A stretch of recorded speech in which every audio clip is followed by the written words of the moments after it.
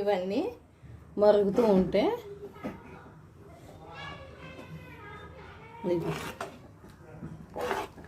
మంచి కలర్ఫుల్గా టేస్టీగా ఇంట్లోనే ఈజీగా ప్రిపేర్ చేసేసుకోవచ్చు. అన్నీ ఏమీ భయపడక్కర్లేదు, చక్కగా టేస్టీగా ఉంటుంది. వెల్లుల్లిపాయలు కూడా ఒలిచి వేసుకుందాం. ఇదిగో ఇది మరుగుతుంది కదా, అప్పుడు పప్పు ఉప్పు వేసేసుకుందాం. ఉప్పు తక్కువ అవుతుంది అనుకున్నాం కదా, మరుగుతూ ఉంది కదా, ఈ కొత్తిమీర కూడా కట్ చేసి వేసేసుకుందాం. ఇది మరుగుతూ ఉంటే సాంబార్ పొడి కూడా వేసుకుందాం, పోపు కూడా పక్క మూకుట్లో వేయించుకుందాం. ఇదిగోండి సాంబారు చక్కగా మరిగిపోయింది కదా.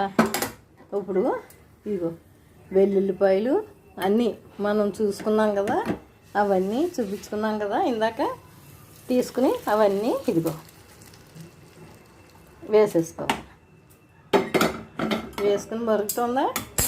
ఇప్పుడు ఇదిగో ఈ సాంబార్ పొడి కూడా వేసేసుకోవాలి. ఇదిగో ఎంటీఆర్ సాంబార్ పొడి వేసుకుని బాగా కలుపుకోవాలి. ఉండలు లేకుండా చక్కగా కలుపుకోవాలి.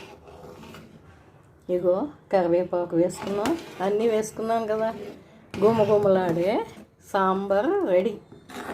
మనం ఇంట్లోనే ప్రిపేర్ చేసుకోవచ్చు చక్కగా, హెల్తీగా, ఆరోగ్యంగా, అంతా బాగుంటుంది. టేస్టీగా గుమగుమలాడే సాంబారు రెడీ. మీరు కూడా రెడీ చేసుకోండి చక్కగా. అన్నీ ట్రై చేయండి, బాగుంటుంది. మనం హోటల్కి వెళ్ళి తినేస్తే వాళ్ళు ఎలా చేస్తారో మనకు తెలియదు. మనం ఇంట్లోనే ఈజీగా సింపుల్గా ప్రిపేర్ చేసుకోవచ్చు. ఇన్ని ముక్కలు లేకపోయినా కూడా ఉల్లిపాయలతో పాటు ఉంటే అవి, టమాటా ఉల్లిపాయ ఉన్నా కూడా కొత్తిమీర అన్నీ వేసేసుకుని చేసేసుకోవచ్చు సింపుల్గా.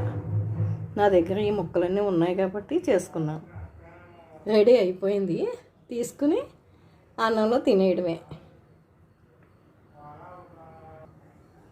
ఇదిగోండి ఈ ముక్కలన్నీ ఉడికిపోయాయి, చూసారు కదా, అన్నీ ఉడికిపోయాయి. ఇదిగోండి అన్నీ ఉడికిపోయాయి, ముక్కలన్నీ ఉడికాయి చక్కగా, అంతా రెడీ అయిపోయాయి. కలర్ఫుల్గా బాగుంది చక్కగా. హోటల్ స్టైల్లో సాంబార్ రెడీ. ఇదిగోండి గుమగుమలాడే సాంబార్ రెడీ.